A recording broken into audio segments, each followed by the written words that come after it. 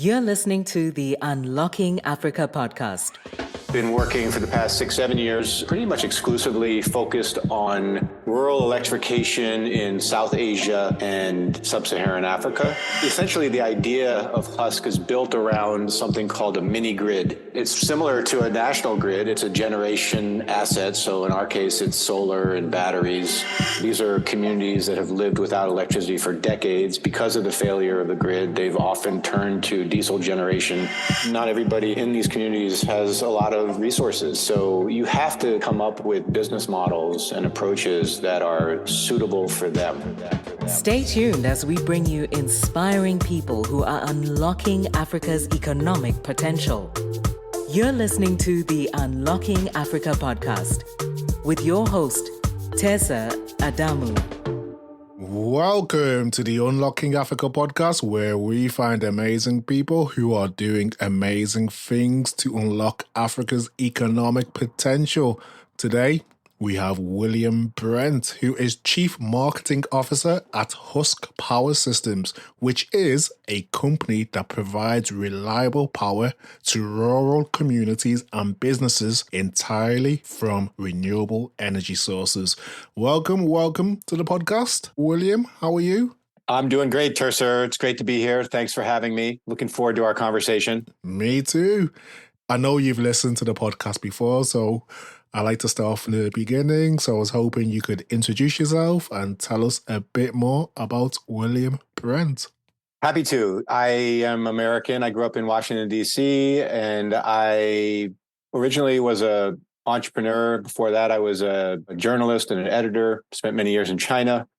For the past 20 years or so, I've been focused pretty much entirely on renewable energy, clean technology, or what people call clean tech, sort of part of the original boom in the early 2000s around the clean tech space, and been working for the past 6-7 years, pretty much exclusively focused on rural electrification in South Asia and Sub-Saharan Africa, originally with an NGO that I helped found and ran called Power for All, and more recently in the past 2 years with a company called Husk Power. So that's a short introduction.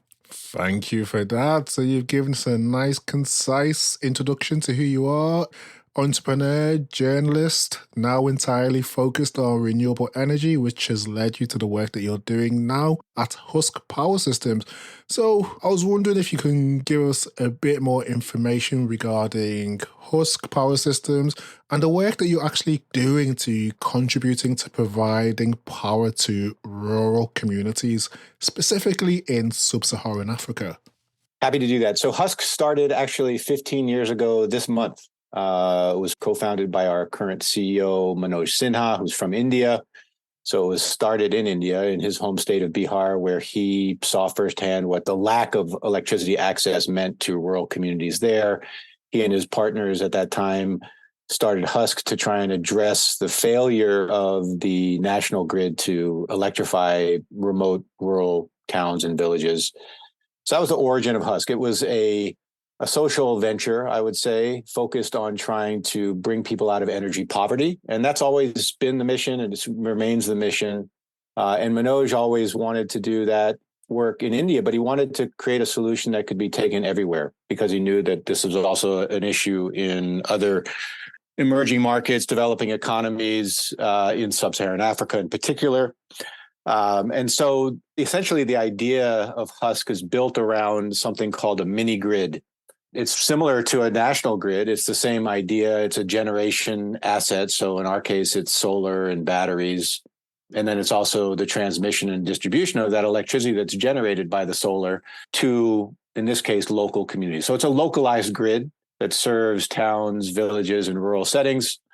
And it's evolved as a business beyond just the mini grid, but that's sort of still the core of our business. And I think we're the first country country. Maybe we'll be a country one day. I don't know. The first company to exceed 200 mini grids across those two continents. We think that's the largest fleet of mini grids in the world. And we've made a commitment publicly to build at least 5,000 mini grids by 2030 in South Asia and Sub-Saharan Africa. Fantastic. So you've detailed there the origins of Husk was driven by the lack of power in rural India and also the advantages of power specifically from mini grids. What would you say are the advantages of using mini grids compared to some of the more traditional centralized grids for electrifying rural communities? Mini grids only exist because of the failure of national grids. And the Yes. reason that mini grids are more advantageous is that they're faster to deploy, they're less costly to deploy because they're private sector led. They tend to have much more reliable and higher quality electricity. And I think even probably most important is the fact that they can deliver better service to the customer. These are communities that have lived without electricity for decades because of the failure of the grid. They've often turned to diesel generation as a stopgap measure to provide electricity. That's very polluting. It's very expensive. And so mini grids have all of those advantages plus others that we can get into. But I think those are the most important. It's fast, the most cost effective, higher reliability and quality of service, and just better service overall. Fantastic. So you touched on some of the key areas there in terms of the cost, sustainability, environmentally kind of friendly to an extent in terms of how you deploy them, in terms of the distributed renewable energy sources. So how would you say this impacts the achievements of some of these sustainable development goals in the regions where Husk operates? So maybe I can just talk a little bit about Africa, Sub-Saharan Africa specifically, because that is the region where we operate as well as India. There are still about 595 million Africans who are expected to be without electricity by 2030 at our current rate of addressing the Sustainable Development Goals. That's a huge, essentially, we're globally, I think the official numbers are 675 million total people without electricity. There's many more with unreliable electricity in the billions, but unelectrified is almost 700 million. Most of those are in Sub-Saharan Africa. And, mini grids, the World Bank has said that mini grids should be able to power 380 million people in Africa by 2030. And that requires us to build a Husk and other companies like Husk to build more than 160,000 mini grids. That'll cost a lot of money, $91 billion. And we're not even close to achieving that pace. But anyway, I think just as background, it's important to sort of know this is the scope of the issue. It's a big problem and needs a lot of focus to come together from different players to achieve the potential of the mini grid industry. Why is it important? It's not just important, and this gets back to your original question around the SDGs, Sustainable Development Goals. It's not just important to deliver electricity. You can't just plop a mini grid down in a rural community and expect people to start using energy.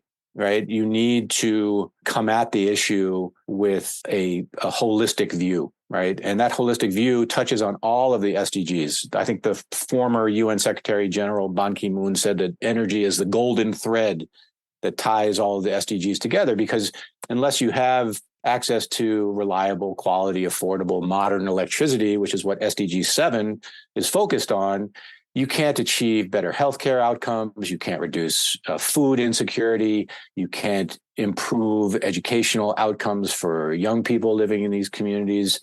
You can't provide clean drinking water, et cetera, et cetera, et cetera. So all of those things are within the 17 Sustainable Development Goals, and it all starts with electricity or energy.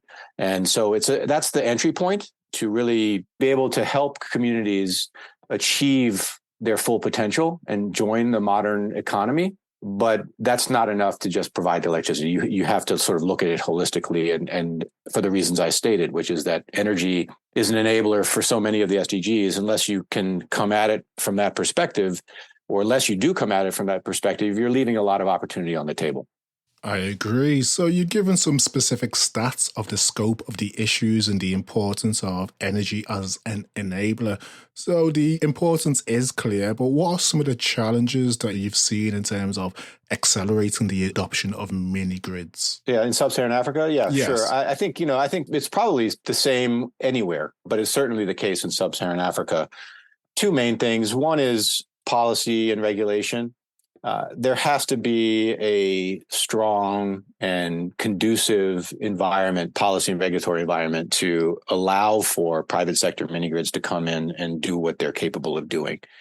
And you're still seeing a lot of legacy of thinking within The funders of governments within governments and or agencies within governments that's sort of stuck in this outmoded way of thinking that centralized grids are the end all be all. There's not room for more integrated systems, but the whole trend globally right now in the energy sector is precisely towards more integrated systems that combine the best of centralized systems, the best of decentralized systems, and bring them together. So there's policy and regulatory frameworks.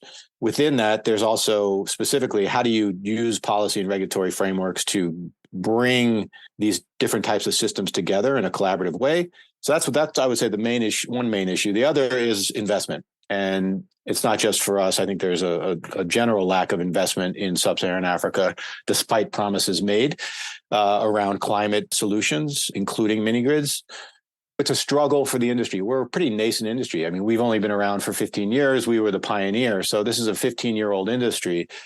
We need support, much more support in terms of achieving the potential billions of dollars. And we are, as an industry, struggling to find equity, affordable equity and debt to help us scale. So those two things, policy and regulatory frameworks and investment that includes grants, blended finance, right? Grants, yes, debt, equity, all of it, concessional finance, et cetera. Thank you for sharing that. So from what you've mentioned in terms of policy and investment, I'd say collaboration is vital for overcoming these challenges to ensure inclusive energy access. Can you share some examples of, say, successful collaborations Husk Power Systems has kind of undertaken to improve energy access in rural communities? As I mentioned, because energy is tied to all of the entire development agenda, whether it's transportation, food, water, you name it, that by definition requires us to be very good at partnering because we can't do everything ourselves. We're quite capable as a company. We achieved profitability end of last year. We're scaling. We have a viable business model, but we can't necessarily do e-mobility, cold chain, agro-processing, appliance sales and finance all by ourselves, right? So those are some areas where we have had successful collaboration. So e-mobility, for example, we're working with an electric motorcycle manufacturer to start to introduce motorcycle leasing and battery swapping in the communities that we're working. Couldn't do that on our own. We don't make motorcycles. And so we have to work closely with the manufacturers and others in the supply chain to do that. We've got a cold chain project that we're working on with a partner from the agricultural service side to start to introduce cold chain into the communities that we serve so that the shelf life of the produce being harvested by these communities, because they're largely agricultural, can have a longer shelf life and get to market and help them increase their income. Same with agro-processing, working with agro-processing partners to set up processing hubs that allow for us to aggregate the output, the production from these farmer collectives, add value, process through that processing, package, and sell to market, essentially also helping them increase their income. And we also partner with big appliance manufacturers like Samsung, where they are supplying us with energy efficient appliances, whether it's TVs, fans, et cetera, that we can then sell on to our customers with financing. But we're still looking for new partners on the finance piece for appliances, for example. We're eager right now. We're financing the sales of those appliances off of our balance sheet, and we're looking for partners who can come in and help us do that and take that off of our balance sheet and bring it into their operations. So there's a lot we're already doing. There's a lot more that we need to do.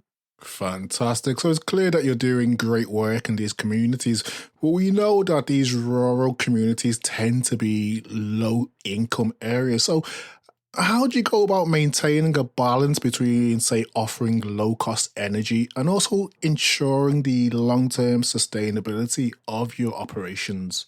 That's a great question. I think ultimately it comes down to focusing on cost reductions of our systems and the operations of our systems. So both the system itself, the mini grid, the physical infrastructure, but also how we operate them and maintain them over time. And so that's been a real focus for the company. Continues to be a focus for the company. Only if we're driving our costs down will we be sustainable as a business. And then also will we, by doing so, we'll be able to lower our costs and pass those cost savings on to our customers, right? So that's a recipe for sustainability. Of course, it requires a viable business model, right? Which we've also proven that we have. We wouldn't have gotten to profitability if we didn't have a viable business model. So all of those things, I think the focus on business model, the focus on cost reduction are critical. The last piece is probably around, demand generation and working in the communities that we serve to figure out how do you best help the communities achieve greater economic activity so that the demand for our energy increases while also improving their livelihoods, right? So that's also a recipe for sustainability. If we're able to improve lives by doing so, we also improve our business, right? So all of those things are connected. The cost, the business model, and the demand. You can solve all of those three things, then you have a recipe for sustainability long term.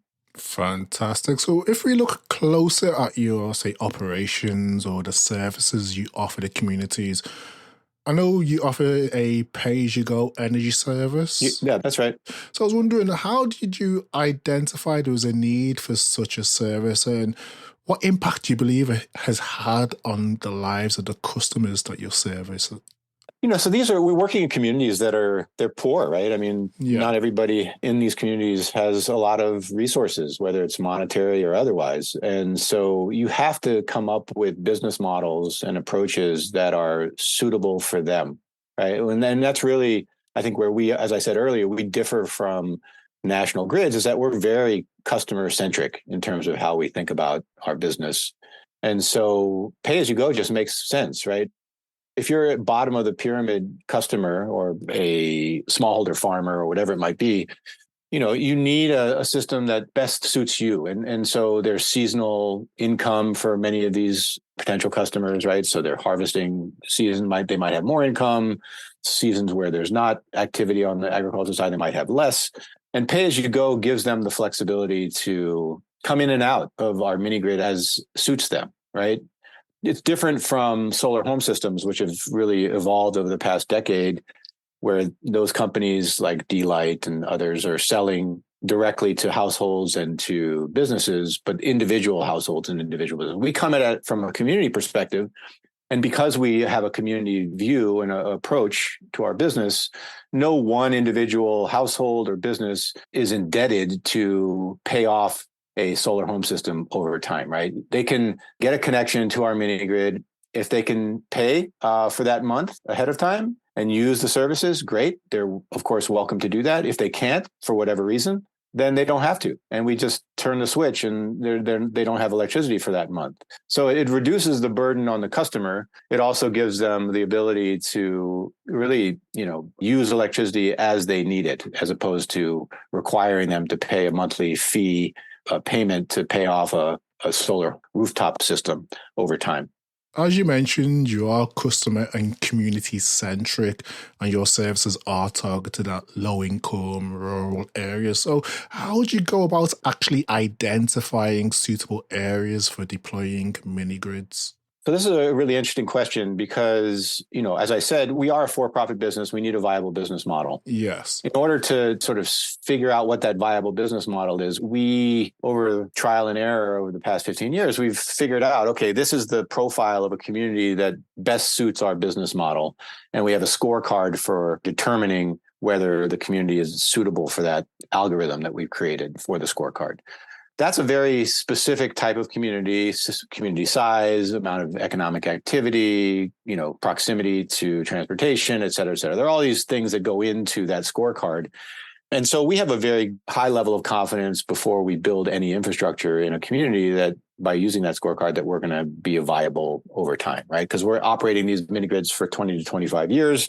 We need to have confidence that we're going to not get ourselves into a situation where we don't have a viable business. But that's a very distinctive profile of community. I think what is exciting for me is that as we drive our costs further down, as we evolve the technology that underpins our whole business, those costs will come down enough that I hope we can then work our way down the pyramid to start providing these types of energy services to less wealthy communities, communities that have less economic activity, and really start to bring harder to reach areas into the modern energy economy. So I think we have a clearly defined path to identifying communities, but we want to evolve that and be able to get to even harder to reach communities. Fantastic. As you mentioned, it's not just about providing power, it's also about enabling economic activity in the community. And I guess job creation is part of that. So I was wondering, I know we've had conversations in the past in terms of how do you work with local partners and people in the communities to manage or provide, say, technical assistance for the mini-grid projects within those communities? So the communities are oftentimes, off grid and have never had electricity. So there's a lot of education required on our side to help them understand how much energy they should be using, what's the right package for them on a monthly basis so that they can still maintain their lifestyle while also benefiting from energy. We always hire, when we go into a country, we always hire 100% local staff. That's the case in Nigeria, where we're about, I think, maybe 100 people now. And that also includes going into the communities that we serve. We also hire local technicians, local salespeople. So we're contributing directly to job creation in the communities that we're present in. We also have a lot of other activities that we think are benefiting the communities. Not we think, we actually know in some cases that are benefiting the communities economically in terms of job creation and business expansion and growth, right? So, for example, many of the micro, small, and medium-sized enterprises that are customers of ours, MSMEs, they're called, they've been traditionally using diesel generation, right? That's ubiquitous across Nigeria and many other rural communities in Sub-Saharan Africa. Diesel is very expensive. It's highly polluting. It's really noisy. It's no fun. If you've been to these rural communities, it's no fun to be anywhere near diesel generator. And there are dozens of diesel generators in each of the communities that we go into. And so we're able to displace those generators overnight pretty much because the businesses that are using them have an immediate cost savings of maybe, let's say, around 30% on their monthly energy bill. That 30% is significant. It can be reinvested in the business. It could be used to expand and hire new people. So that's just one specific example, but I'm sure there are many others that we could get into if we had more time. Fantastic. So you're giving examples of how Husk's renewable energy solutions have positively impacted businesses in rural areas. So if we take a few steps back to a point you mentioned earlier regarding the policy and regulatory framework, if we look specifically in, say, Nigeria, how does this policy and regulatory framework enable or hinder the expansion of your mini grids within the country?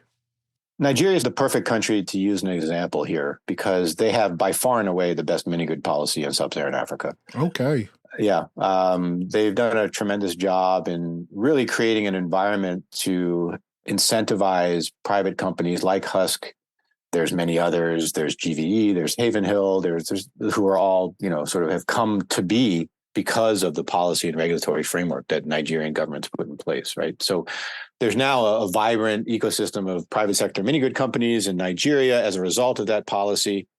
And that policy, together with support from the World Bank, has essentially created a new industry. And the World Bank just announced, I think, past week, their president, Ajay Banga, was in Nigeria for meetings with a variety of stakeholders, including our CEO.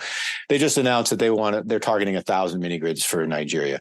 We think there's room for thousands more, actually, but none of those things would be possible without a conducive support and policy framework from the government. Nigeria has been great at that.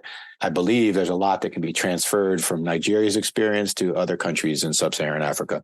That's interesting to know. So you mentioned Nigeria has a positive mini-grid policy framework. We also know in Nigeria, we have the DISCOs, the distribution company. So for those who aren't aware, what are the key differences between, say, a mini-grid developer and a DISCO within Nigeria? Well, I mean, discos sound cooler, that's for sure.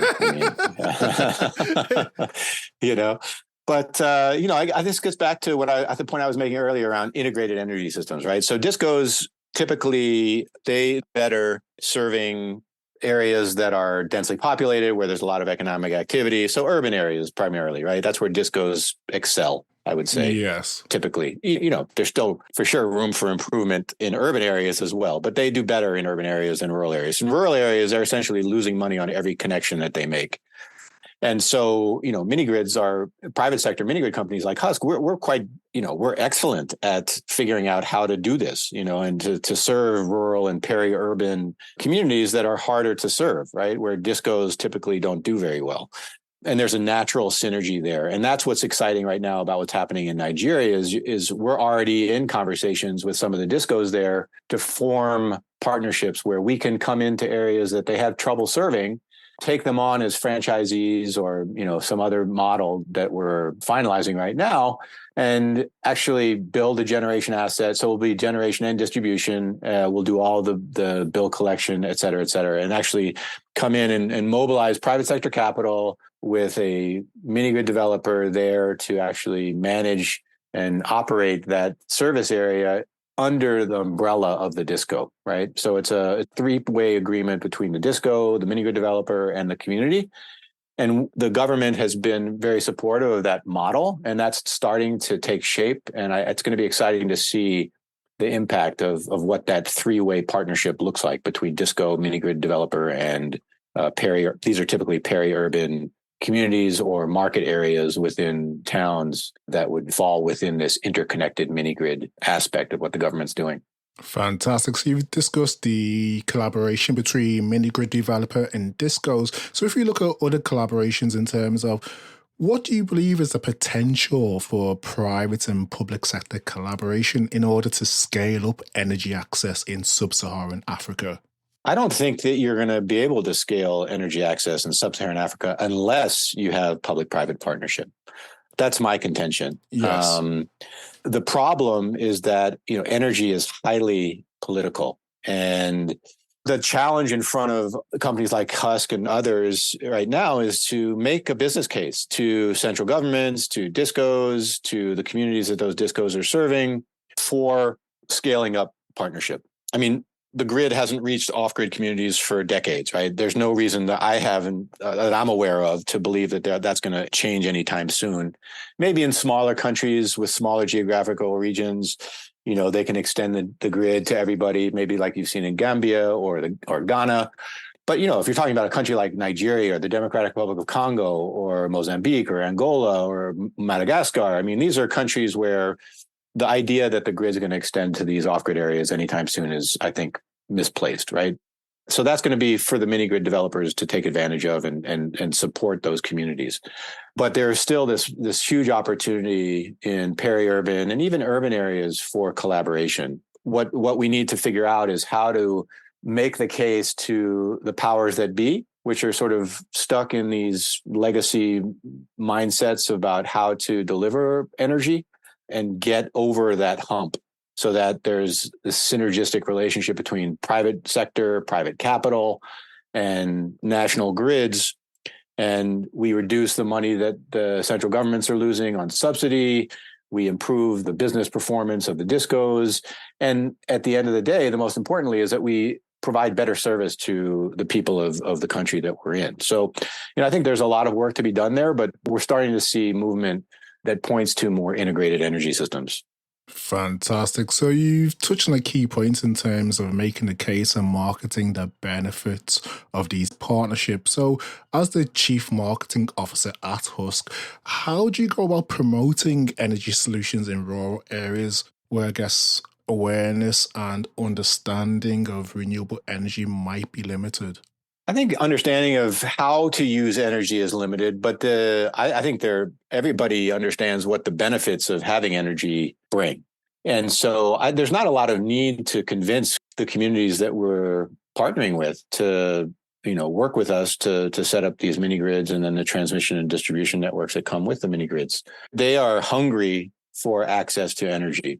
So there's not so much an education required there. I mean, we do have to obviously go and understand the local political environment, understand the power structures and the community dynamics in play, different community groups, whether it's youth or women or the village political leaders as well. You have to be very sensitive to that, and you have to be really truly partner with them in order to be successful. But they want us there, right? And they're regularly we are approached by communities just proactively that we hadn't even thought of, asking us if we would come to help, introduce mini grids to their community as well. But I would say that the area that we really need to do more work on is once we have a mini grid, or even before we actually commission it. As I said earlier, working through town halls and through community groups, we have village power committees that we set up in each one of these places. Really bringing the different stakeholders in the community along with us so that they understand, okay, this is what we're talking about. This is benefit. These are the risks that you take by paying for whatever the service might be. And, that you are required to pay X, Y, or Z. This is what you get in return. I think it's really important for us to build that energy literacy, because the more literate our customer is, the more satisfied they'll be as a customer. So, really trying to take that journey with them and bring them on that journey with us to better understand what the benefits are for energy and how to use it, what makes sense for them based on their income level, et cetera, et cetera.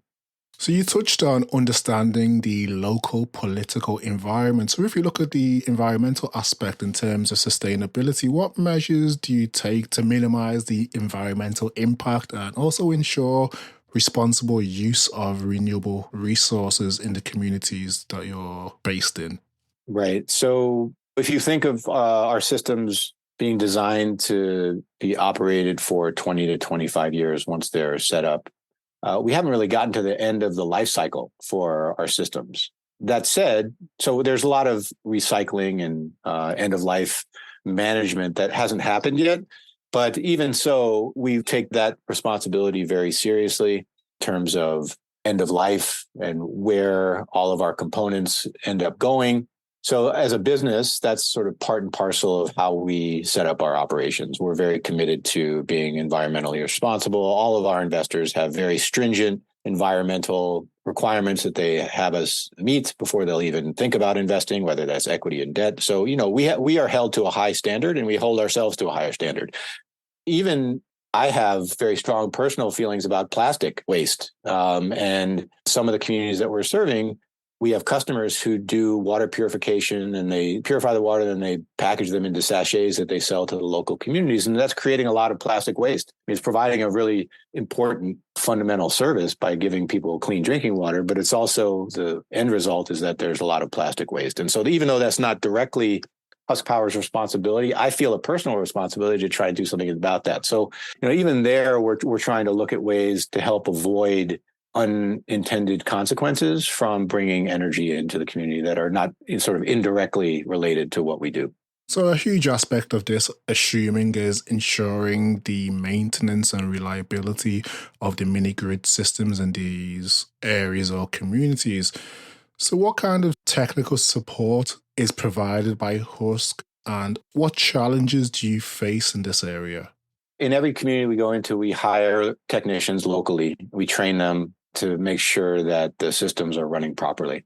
That is a critical piece of our business. At the same time, though, we also know that we're in a very cost-sensitive business, right? So every cost that we add to our business makes our business less viable. So we're always looking to take out costs from the monitoring and management of these mini grids. And so we've invested a lot of money in a digital platform that includes Internet of Things, IoT, AI, or machine learning, smart meters, et cetera, that give us the highest level of possibility to manage and monitor these systems remotely, which reduces our costs, right? So the combination of those things, hiring local technicians plus a very robust digital platform that allows us to manage these things almost in an automated fashion, allows us then to scale even further and grow our mini-grid fleet to the thousands that we want to grow it to.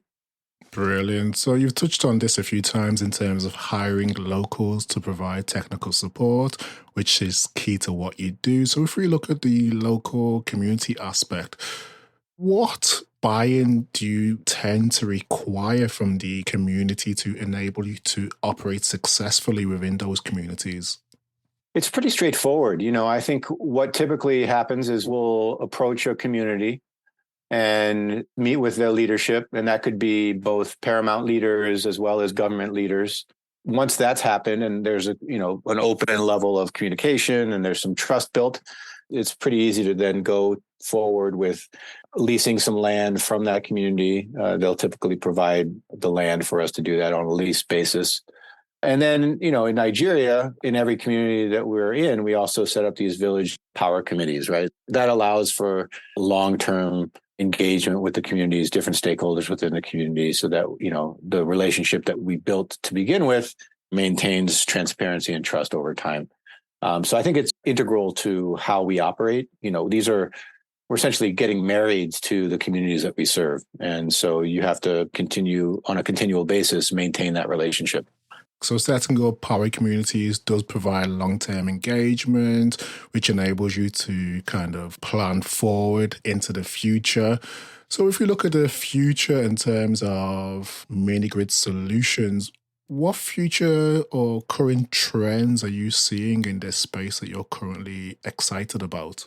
That's a hard question to answer. There's just a lot of things to put in there. But I think seeing the success of what's happening in Nigeria and the potential for that to be exported to other countries, I think that's really exciting. So other countries looking at Nigeria and other good examples of success and saying, hey, wait, there's actually a real untapped opportunity for us to take advantage of these types of solutions. I think that's hopefully a trend that will accelerate. I think there's a lot of technology innovation that's still on the table, whether it's battery storage or further utilizing AI. I mean, we just won an award for the use of AI in our business, but I think we've only scratched the surface of what's possible there in terms of systems automation and customization for community and customer. So I think there's a lot of work that needs to be done, R&D work on the technical side to continue to innovate and create new ways to deliver electricity in an even more sustainable and both business sustainability and environmental sustainability.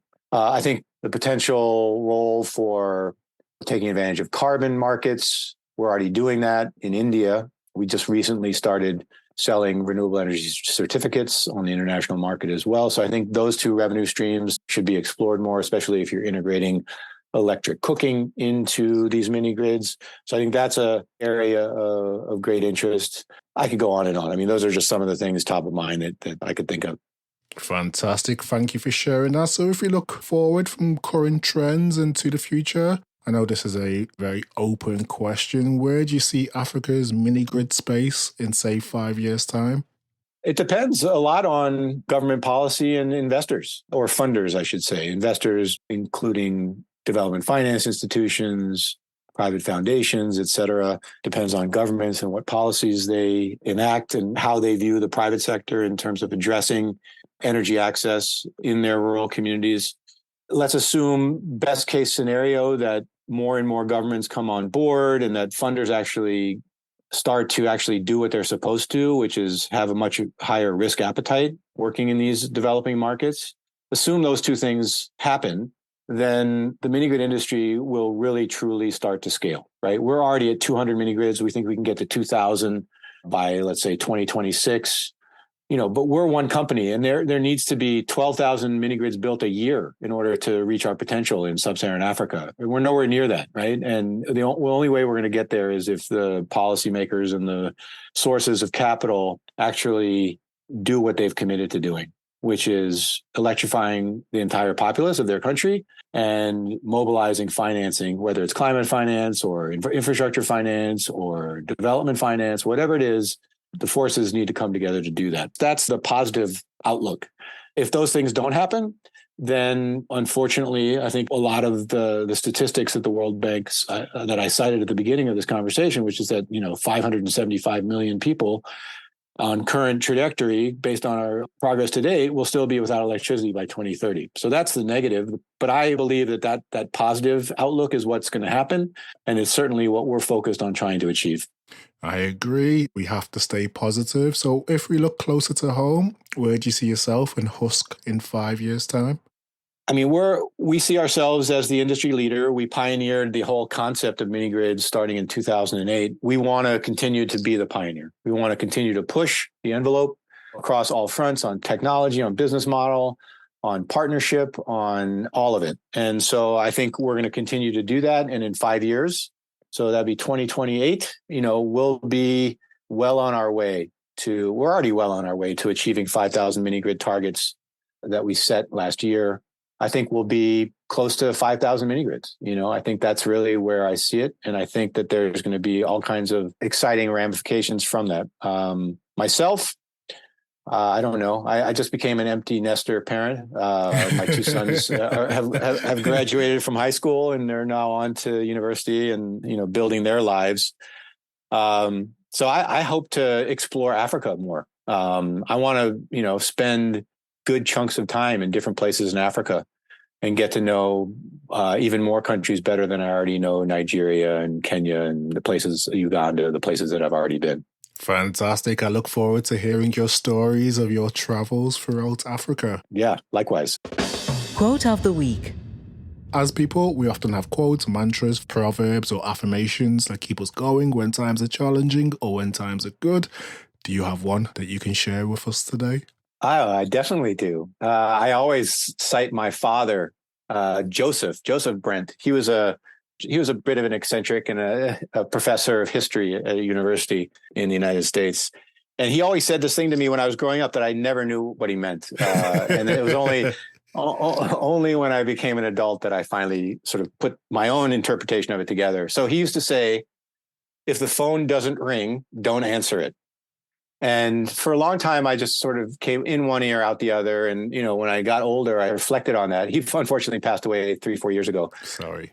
But yeah, thank you. But, that actually sort of is my outlook on life these days, which is that, how I interpreted that to mean is, there's nothing for you to worry about. Don't worry about it. Right. If the phone doesn't ring and there's no problems, don't answer it. Right. If the phone does, I'm working on focusing on when the phone does ring. Right. Yes. So for me, that's almost like a Zen way to approach life. Right. I think people get caught up in worrying about things that they can't control or that haven't even actually happened yet. So that's my one mantra. Extremely wise words from Mr. Joseph. Yeah, thanks. As we're coming to the close of today's conversation, I was wondering, do you have any closing remarks, final calls to action for people who are interested in mini-grid solutions in Africa or just the work that you're doing at Husk? I'm an open door kind of person. So, if there's anybody who's interested in learning more about mini-grids, you can connect with me on LinkedIn. All of my contacts are there, including my mobile phone. So, I encourage people, especially young people, to get in touch. I think, without the drive, passion, and energy of the next generation. I mean, Africa, wow. I mean, think about the potential, right? It's, yes. In Nigeria, the average age, I think, is 19. I mean, think about all of that amazing, amazing potential. How do we take advantage of that? How do we help bring that energy, that passion into this issue of energy poverty? I think there's, so much that generation has to do and will do. So I'm here to support as I can. And yeah, I mean, I am fundamentally a person who believes that partnership is essential. And I see far too little partnership. I see a lot of lip service to partnership, but I see very little actually happening where people are in the trenches together, putting their egos aside, putting their institutional interests aside as much as they can, and really working together. And I think that's also something that I think is going to be a make or break for these types of issues in Africa. So if anybody thinks that there's an opportunity to partner, also feel free to get in touch.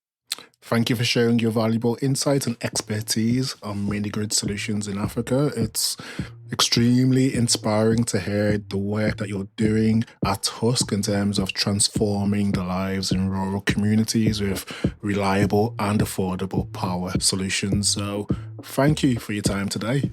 Thank you, Terser, for helping to unlock all of these great stories. I look forward to hearing even more in the future. Fantastic. Thank you. And we will speak soon. Sounds good. Okay, take care. Thank you to everyone who has listened and stayed tuned to the podcast. If you've enjoyed this episode, please subscribe, share, or tell a friend about it. You can also rate, review us in Apple Podcasts or wherever you download your podcast. Thank you and see you next week for the Unlocking Africa podcast.